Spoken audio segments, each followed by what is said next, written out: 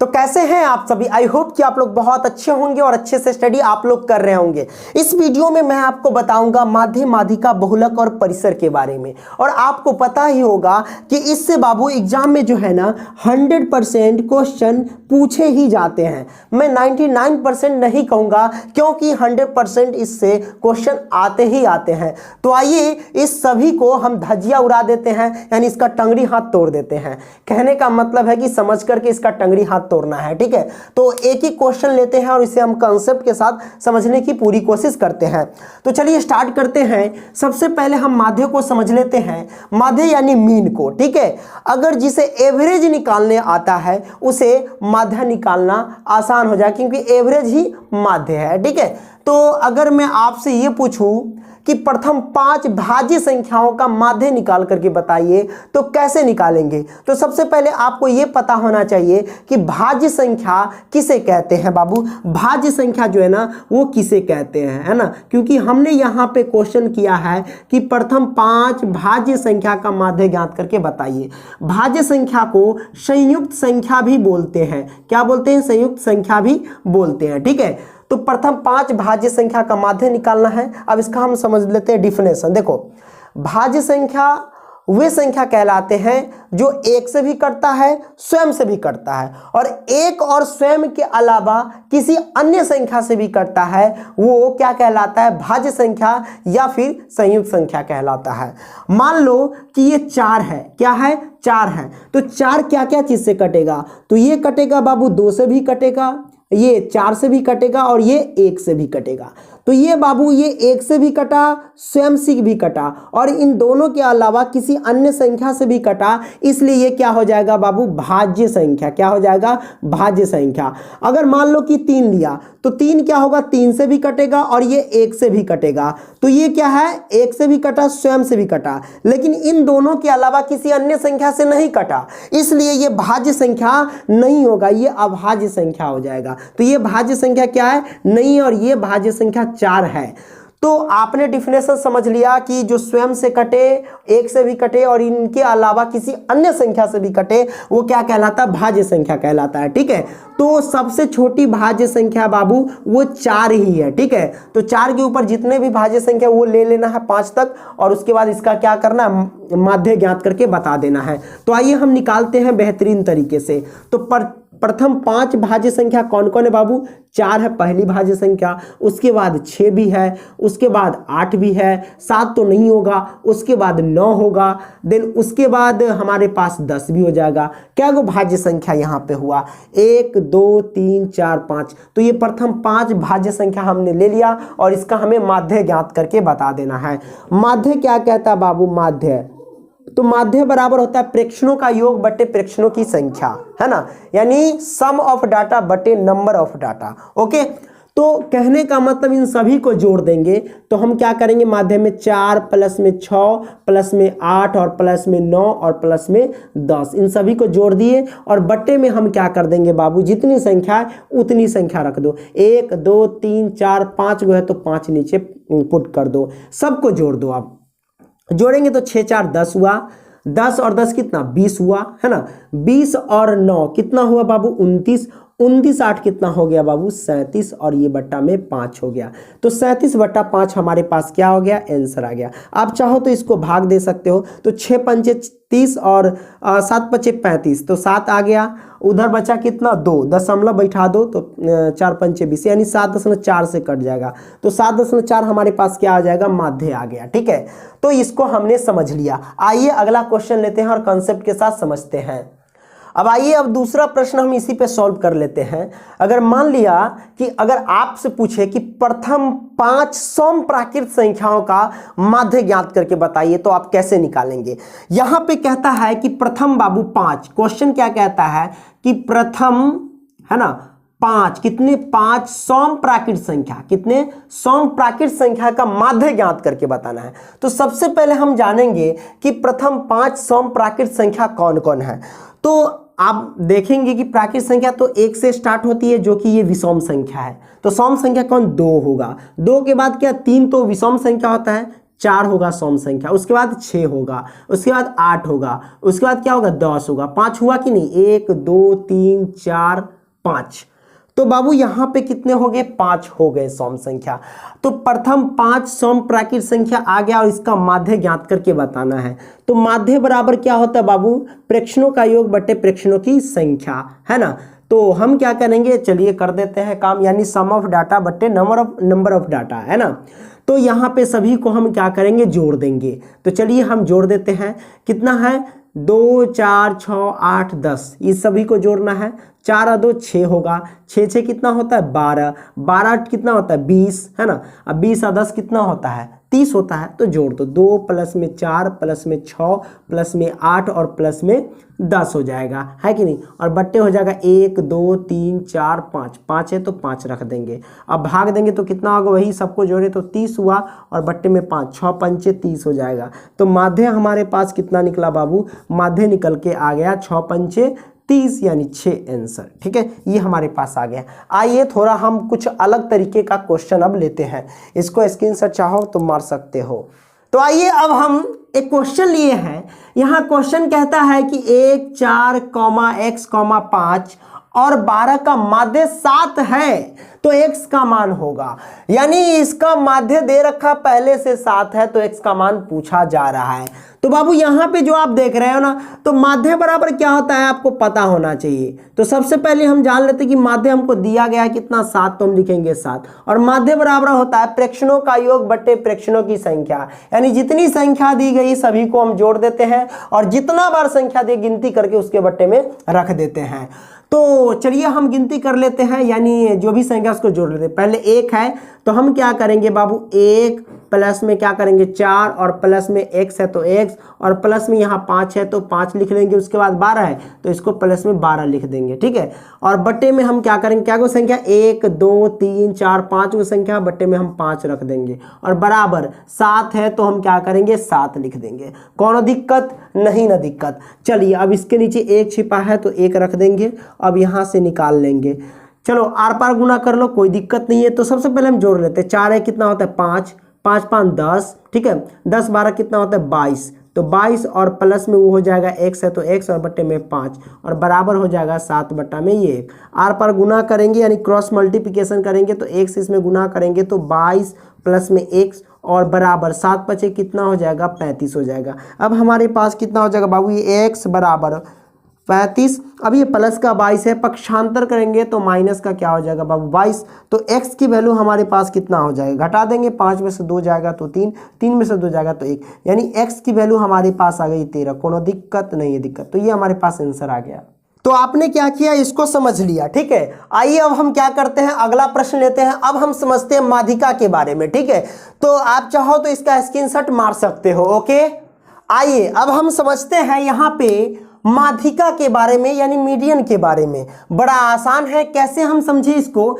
अगर मान लो कि हम यहाँ पे एक क्वेश्चन देते हैं आपको कि चलो 4 है 5 है 7 है, उसके बाद 1 है फिर 2 है ना, और इसका आपको निकालना है। माध्यिका कह लो या माध्यक कह लो, दोनों एक ही बात है। तो इसका निकालना है आपको माध्यक, ठीक है। तो माध्यक माध्यिका तो एक ही बात है ना। तो इसका आपको माध्यक निकालना है, तो आप कैसे निकालेंगे।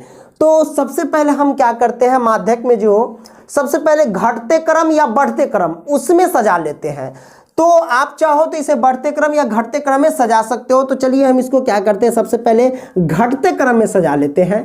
घटते क्रम ठीक नहीं, चलो बढ़ते क्रम में ही सजा लेते हैं। तो बढ़ते क्रम में सजाने के लिए सबसे पहले हम क्या करते हैं, सबसे छोटी संख्या लिखते हैं। तो इसमें सबसे छोटी संख्या 1 है तो 1 लिखेंगे।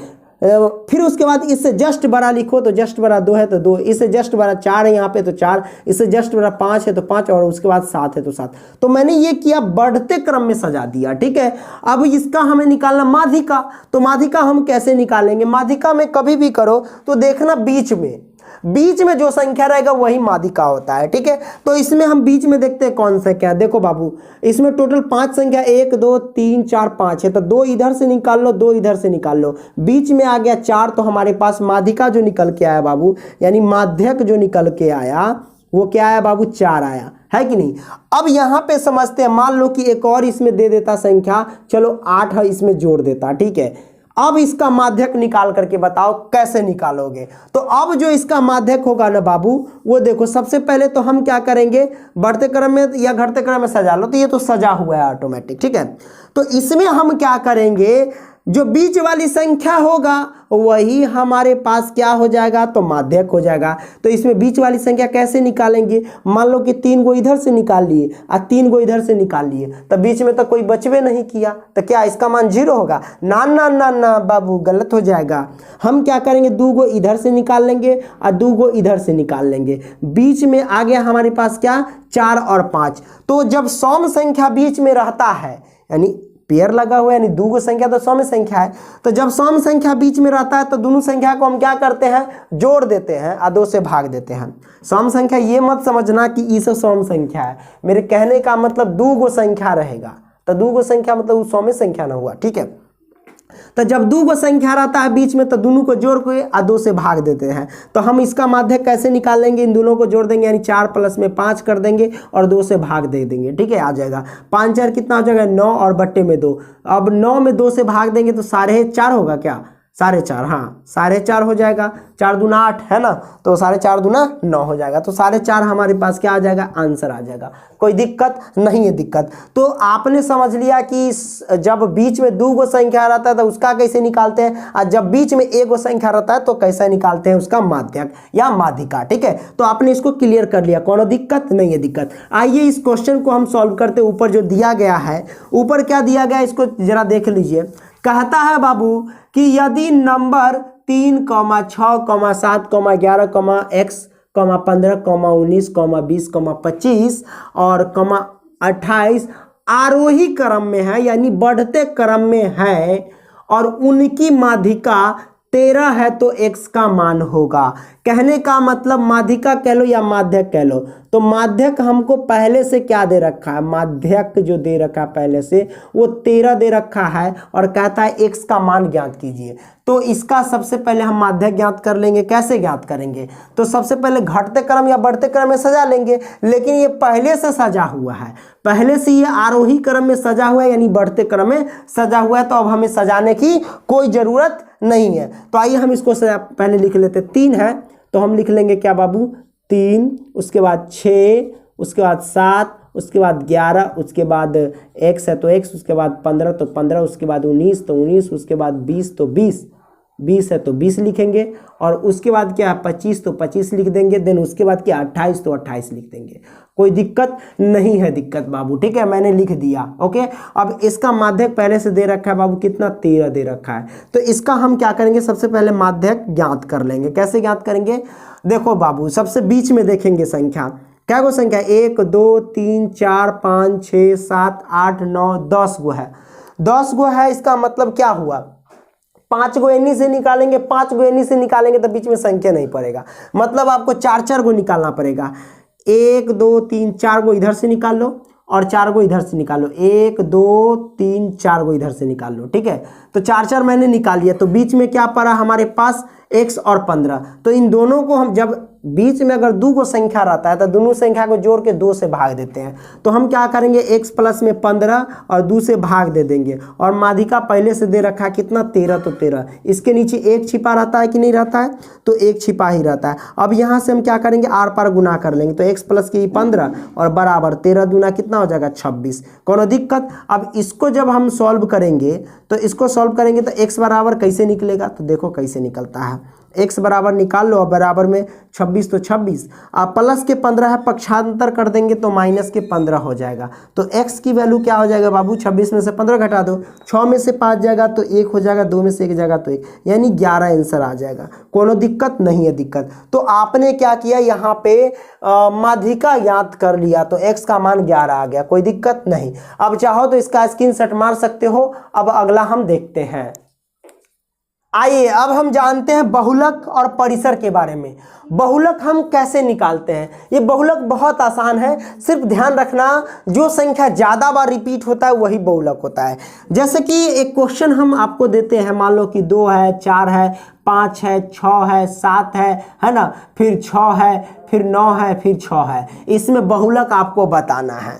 क्या है बहुलक? तो आप देखेंगे जो ज़्यादा बार रिपीट होगा वही बहुलक होता है। इसमें कौन सी संख्या है जो ज़्यादा बार रिपीट हो रहा है? तो यहाँ पे देखेंगे कि 6 जो है वो ज़्यादा बार रिपीट है, यहाँ भी 6 है, यहाँ भी 6 है, यहाँ भी 6 है। तो 6 जो है वो 3 बार रिपीट हो रहा है, यही हमारे पास क्या हो जाएगा? बहुलक हो जाएगा। तो बहुलक का मान आ जाएगा हमारे पास 6 आ जाएगा। मान लो आपसे 7 7 8 8 उसके बाद 9 9 9। अब इसमें पूछ रहा है कि बहुलक कौन है, तो इसमें ज़्यादा बार रिपीट कौन संख्या हो रही है? तो ज़्यादा बार रिपीट यहाँ पे 9 3 बार हो रहा है, तो यही हमारे पास बहुलक हो जाएगा। कोई दिक्कत? तो बहुलक समझना बेहतरीन है, मतलब एकदम आसान है। आप इसे मतलब देखो क्वेश्चन तो आएगा ही ऑब्जेक्टिव में, ठीक है। तो जब आएगा तो अगर कंसेप्ट क्लियर रहेगा तो आप आसानी से क्या कर सकते हैं? इसको बना सकते हैं। तो बहुलक तो आपने समझ लिया। परिसर समझ लीजिए जरा। परिसर, अच्छा परिसर में क्या होता है? जो बड़ी संख्या होती है उसमें से हम क्या करते हैं? छोटी संख्या को घटा देते हैं। मान लो कि आपको मैं दे दूं कि 21 है, 27 है ना, 18 है, 12 है, ओके, 13 है, 14 है। अब इसमें बताओ कि इसका परिसर क्या है ना? इतना का ये जो दिया गया इसका परिसर क्या है? तो परिसर कहता है जो बड़ी संख्या होगा उसी में से छोटी संख्या को घटा दो। तो इसमें सबसे बड़ी संख्या क्या है? 27 है, तो 27 लेंगे और घटा देंगे कौन? छोटी संख्या। इसमें छोटी संख्या 12 है, घटा देंगे, 7 में से 2 जाएगा तो 5 आएगा, 2 में से 1 जाएगा तो क्या होगा बाबू? 1 होगा, ठीक है। तो हमारे पास 15 आ जाएगा। कोई दिक्कत? तो यहाँ पे परिसर इसका निकाल लिया। अच्छा 1 मिनट रुकिए, अगर मैं आपसे पूछूं कि -1 -2 -7 है ना, -8, अब इसमें कहता है कि इसका परिसर ज्ञात करके बताइए। तो परिसर आप कैसे निकालेंगे? तो मैं आपको बता दूं, मैंने क्या बोला कि जो सबसे बड़ी संख्या है उसी में से छोटी संख्या को घटा देंगे। तो इसमें सबसे बड़ी संख्या क्या है? तो याद रखिएगा जब माइनस में रहे तो जो दिखने में छोटी लगेगा ना वो एक्चुअल में बड़ी संख्या होती है, और जो दिखने में बड़ी संख्या लगे ना वो एक्चुअल में क्या होती है? सबसे छोटी संख्या होती है वहां पे, ठीक है, माइनस वाला में। तो इसमें दिखने में सबसे छोटी संख्या तो 1 लग रहा है, लेकिन ये 1 ही सबसे बड़ी है। तो -1 सबसे बड़ी संख्या और सबसे छोटी संख्या -8 है ना। तो हम -1 में से घटा देंगे -8 को, तो क्या आएगा हमारे पास बाबू? देखो ये आ जाएगा, ये -1 है तो -1 रहेगा, है ना, -1 है तो -1 रहेगा, ओके। अब आगे देख लीजिए, माइनस माइनस से गुना करेंगे तो प्लस, और ये 8 है तो 8। अब 8 में से -1 घटाएंगे तो 7 आंसर आ जाएगा परिसर। कोई दिक्कत नहीं है? दिक्कत अब देखो, आपको तो मैंने ऑब्जेक्टिव टाइप के क्वेश्चन मैंने समझा दिया, ठीक है। अब देखो एग्जाम बहुत नज़दीक आ चुका है और मेहनत करना बहुत ज़रूरी है, ठीक है। तो आपको क्या करना है? समय समय पे टेस्ट देना है। टेस्ट देने के लिए आप क्या करो, गूगल में सर्च करना है आपको pankajstudycenter.com, और वहाँ से फ्री में क्रैश कोर्स देख सकते हैं ना, उसका PDF डाउनलोड कर सकते हैं। कोई प्रॉब्लम होता है तो उसका वीडियो सॉल्यूशन भी देख सकते हैं। कई प्रकार के मॉडल सेट भी वहाँ पे दिए गए हैं प्रत्येक सब्जेक्ट का। तो जा करके आप लोग ऑनलाइन टेस्ट दे, PDF डाउनलोड करें। कोई प्रॉब्लम होता है तो वीडियो सॉल्यूशन देखें। धन्यवाद दोस्तों।